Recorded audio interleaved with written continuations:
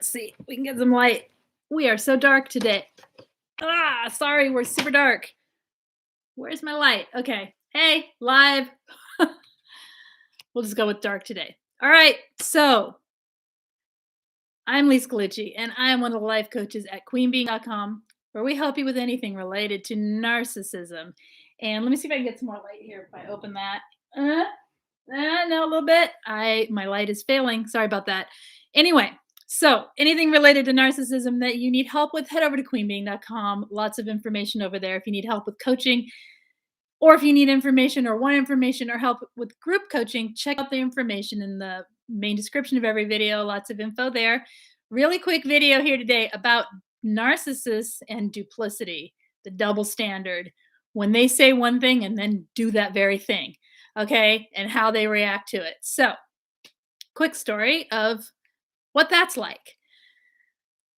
So, say a narcissist sets a boundary. Say they set a term. They don't really set boundaries, they set terms, don't they? They set terms of engagement, terms by which you will behave, that sort of thing. You will do this or else. So, anyway, so say they set this term. Let's just say it's something really basic like don't don't text me, only communicate with me through, let's just say, a parenting app. Okay, that's their boundary. Let's we say nicely, right? That's their terms, okay? So you say fine. And then 3 weeks later, you're getting texts from them. A month later, whatever, doesn't matter. Getting texts from them. And you're thinking, "Wait a minute. Didn't they just say we're supposed to communicate through a parenting app?" And so you go back and you look and you go, "Yeah, they did say that. Okay. Well, I'm not going to reply. I'm going to reply through the parenting app." So you go to the parenting app, you say, "Hello, please keep communication on the parenting app. As you stated on such and such date, you requested that we communicate through this parenting app. I agree with that, and this is now my boundary as well. So let's keep all communications through the parenting app." Instead of saying, "Oh, my apologies, blah, blah, blah," like a normal person, or instead of saying, even if you say they said it hostilely, "Fine," and they did it, they don't do that. No, no, no. What they do instead is, "How dare you be so hostile," and they'll throw in words that they're projecting onto you over your where I can and can't communicate with you, right? You are so childish. You are so immature. You are so closed. We can't have a normal parent. It's a shame that the parents of this child have to communicate in such a way that is so distant and so cold as a parenting app that we can't just get along. Look how hostile you are, right? So, this is what they do. They project all of what they're doing back onto you when they're met with the same boundary that they've set over and over and over and over. They will not only will they not agree to, adhere to, or like give you any respect for the boundaries that you set, but when they set them, they then do this lovely double standard where they throw it back at you. It's not just in parenting, that's just one example that's really easy to point out. But it's a thing, you guys, it's a thing. Setting boundaries so in other ways that they are, this isn't about boundaries. This is about their double standards. It's not for you, right? I mean, you can't even look sideways at someone and you're cheating. They go out and actually do it, and that's okay somehow in their eyes, right? They have double standards over everything. What are we saying? Hey, Ellen and Christine, just got home from the hospital. Oh no, hope you're okay. What's going on? You all right, Ellen? Mine insisted on using WhatsApp, but I won't use it won't use it for me. Uh-huh.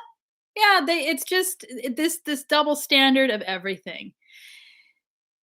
They're so tiring, right? It's I mean, it is and it isn't. It's so predictable that you know it's coming. The second you place a boundary, you know the backlash is about to come. The second you give you stand up for yourself, you say something that's needed, you know the backlash is about to come. You know they're gonna oh, a knee replacement, so better hopefully in the long run, right? um yeah, and other ways that they have double standards. Well, it's pretty much anything that they disagree to, it's something that they're doing. Isn't that the case? All of them. It's predictable, yet there is a new twist every time, says Christine, isn't it? Exactly. And the new twist, it can get interesting. Like, wow, they pulled that one out of somewhere crazy because that is not even close to what's happening, right? Um, mm, yeah. So I'm just thinking of double standards here that they set. Um, I mean, it's pretty much anything. It's pretty much any time that you have to communicate with them something that they're doing, they're gonna say that you shouldn't do it, and then they go and do the thing. And it's okay for them. Yeah. Anyway, double standards for the way they treat people, the way they treat you. If you're experiencing that, it's basically gaslighting. It is gaslighting. Okay. When they're saying that, what they're doing is they're saying, hey, like in that first example, and you can take that example and make it into anything, right? Because it's, if you've had it happen, you're like, oh yeah, they always have a double standard. It's always okay for them, but not okay for me. I've even heard a child, okay, say, well, yeah, I know that they don't, child doesn't have terms for this. The child doesn't have the knowledge. This child does not have the knowledge of fully what narcissism is, right? But I've heard a child say, oh, yeah, well, whatever mom says doesn't really apply to her. She can do whatever she wants to people. Whatever they say, it isn't really something they do. They do the opposite. They do whatever they want, but other people have to behave a certain way. And that's like out of the mouths of babes, my friend, straight up without any prompting. So, double standards, it's what they do. It's gaslighting in order to make themselves in the seat of power yet again, to make themselves the victim, to make themselves the one that has control of the situation. It's when they're losing control and spinning out of control with something that they'll start doing that double standard to flip things so that you look like you're the bad one. And if you're the bad one, then they can point the finger and then they forget the whole situation is masked over, whatever it is you're actually talking about. And then the situation becomes about what a bad person you are for having a boundary or for saying something, which is the very thing that they said to say. So, that befuddled confusion, my friends, is living with narcissism. And with that, we're going to keep it super short today. I will, because I'm losing all my light. It just got ridiculously dark out, and I didn't turn the light on because normally it's too bright with both. Anyway, whatever. If you're on to think it's, let's see. Christine's saying that started for me way before my adult relationships. My mother was highly narcissistic. I am sorry. Mothers are narcissistic mothers. This is, I think, a very strong trait they share. This particular type of double standard, duplicity of character, duplicity of double standard of what's good for you is nothing to do with me, right? I can do what I want, but you guys, you all have to follow the rules. And don't you dare tell me that I said that thing because I didn't say that thing. That's only applies to you. Anyway, yeah. That happened with you today. Oh, Yolanda, I'm sorry. Let's see. It's so damaging. In what way, how do you feel it was damaging to you, Christine, if you don't mind? Or how do you see it as damaging to people's upbringing and their beliefs and all of that? For me, what it feels like is it teaches a child that they don't know whether they're coming or going. So if it's happening to you as a child, like you're explaining, right? They don't know if they're coming or going. They don't know. It's sort of like you don't know how to please this person. And as children, we're all trying to do good to please our parents and all that, right? And so there's no way to please that toxic parent. There's no way to do the right thing. There's no way to, you're saying it destroyed your self-esteem. Am I hitting it on the head here, or is there other things that you'd rather talk about that is more maybe closer to it? Because the child is, child, young adult, whatever, even adult, an adult child of a narcissist, you're just you don't know when you're right. You don't know when you're wrong. You don't, and yet there is no rule that mom plays by or dad plays by, right? Usually mom in this kind of case, right? There is no rule that they play by except for the rule that's in their head, and you don't know what that rule is until they spit it out. And it's, yeah, you said it's exactly always confused. It instilled core shame. Mhm. Mhm. And it's not you, right? I hope you know now it wasn't you. It wasn't you. If no one's ever told you this, it wasn't you. It wasn't you. This is the playbook these narcissists play by. And it wasn't because of you. You couldn't have fixed it. You couldn't have made it better.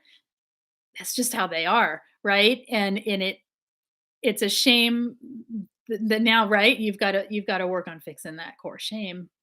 That's I'm sorry. Yeah, it really wasn't you though, and it's not anyone out there who's whoa, and it's all blurry because it can't find me in the dark. Sorry, a little goofy for a serious topic, but it's true. Yeah, it's amazing to me how damaging these types of things are. What it teaches children also is to self-protect by lying, by avoiding, by placating, by people pleasing, by hiding, by stuffing their emotions, by overly emoting. It teaches, oh, excellent. So you're in good hands there, Christine, right? Or good heads and hearts, maybe not hands. Yeah. Yes, it teaches that all of these coping skills, these ways, it's not even coping skills, it's literal survival navigation. It teaches survival navigation in ways that are not healthy for healthy relationships. It teaches children to have to just avoid it, don't make mom mad, don't say anything about the fact that it's a double standard, because if you point out that it's a double standard, oh my, what will happen then? You point out that a narcissist has crossed your boundary after they're the one who set the boundary in the first place, and you get basically a storm coming at you from all directions so that they can backpedal their way out of it, smoke screen it, and pretend that it's all you. Now you do that to a child, how super confusing is that? How horrible is that to have to live with? So, yeah. Um, yeah, never point it out, no. Yeah. Well, as adults, but with a child, I mean, and so what does it teach children? That the only way to survive it is to avoid it, of don't tell them, don't let them know. I can remember letting someone know, "Wait, that isn't right. That isn't what you said," and getting a wrath. Right? Yeah, I get it. I get it. Mhm. Been there. Mhm. All right, Christine. Well, thank you for hanging out with me for my very short video here on the narcissist and the double standard. If this topic is something you want to hear more about, if you have stories you want to share about it, if you have questions about it, or you just have comments and you want me to do another video about this, let me know in the main description, in the main comment section. I will happily do that.